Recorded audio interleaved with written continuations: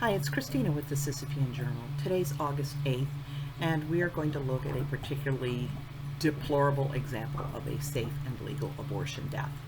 And after I tell you a little bit about how the woman died, I'll explain why her death was so deplorable. On August 6th of 1975, 29-year-old Cheryl underwent a saline abortion at Pacific Glen Hospital in Los Angeles County. Now, saline abortion involves using a gigantic syringe to pull out as much amniotic fluid as possible and replace it with a strong salt solution that would kill the unborn baby and then trigger labor. Cheryl experienced very heavy vaginal bleeding after this safe legal abortion, so she was transferred to White Hospital on the evening of August 7th. She continued to bleed profusely and twice went into cardiac arrest. Staff performed a paracentesis, which is when they use a needle to remove blood and fluids from her abdomen.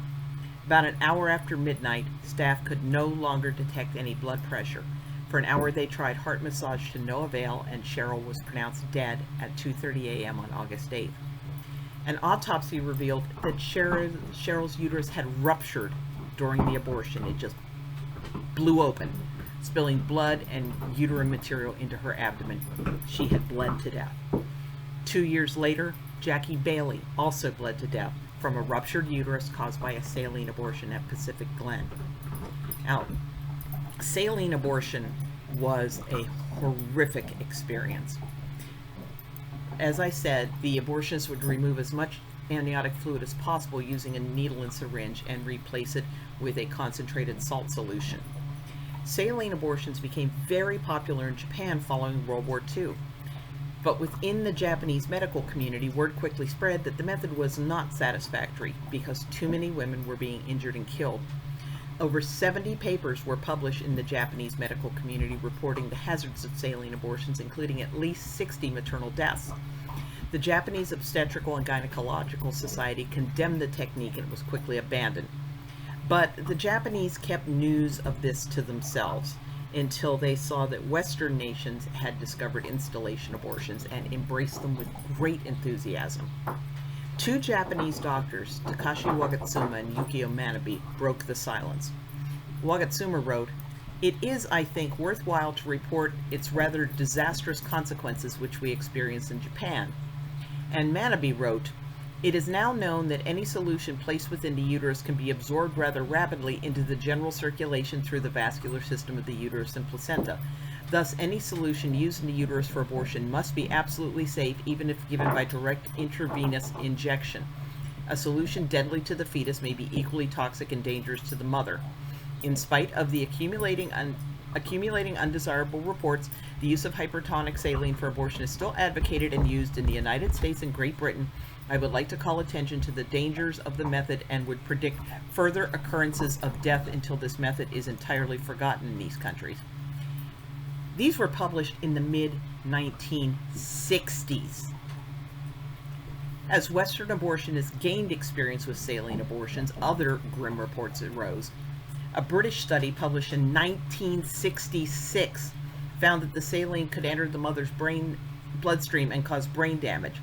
Swedish researchers noticed an unacceptably high rate of complications and death. Both Sweden and the Soviet Union joined Japan in abandoning saline as too dangerous for women in the late 1960s. But for whatever reason, American abortionists were just deaf to those warnings.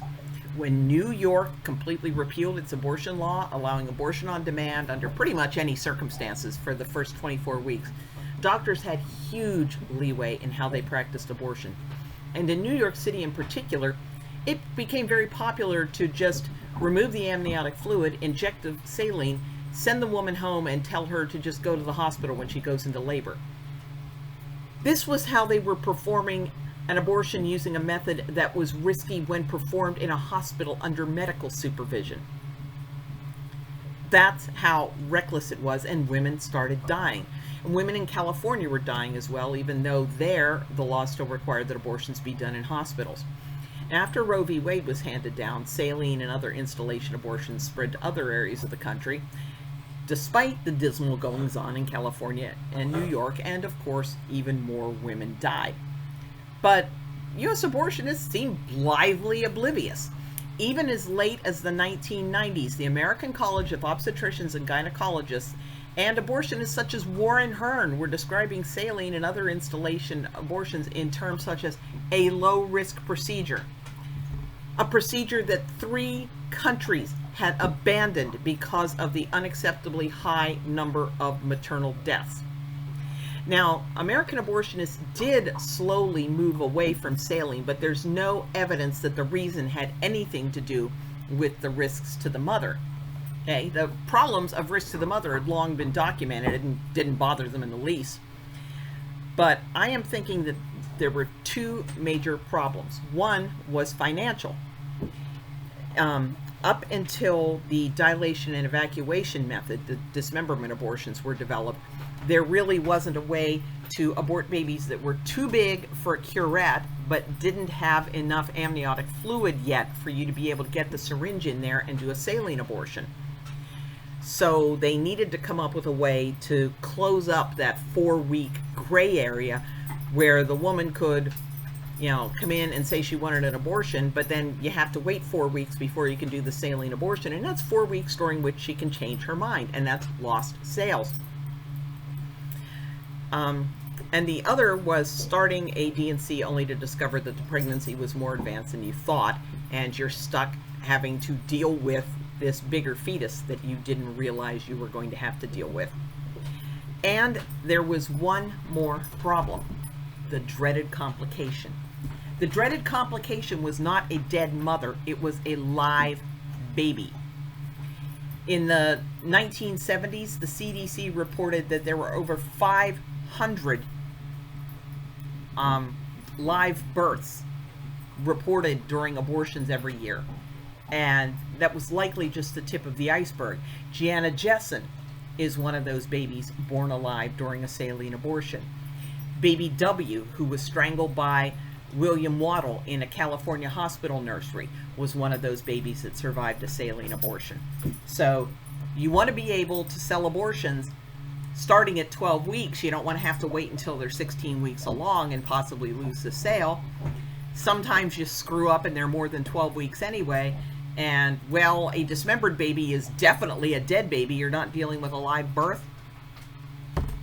Those are the reasons that they moved away from these horrific abortions, not because women like Cheryl and Jackie could end up dead needlessly.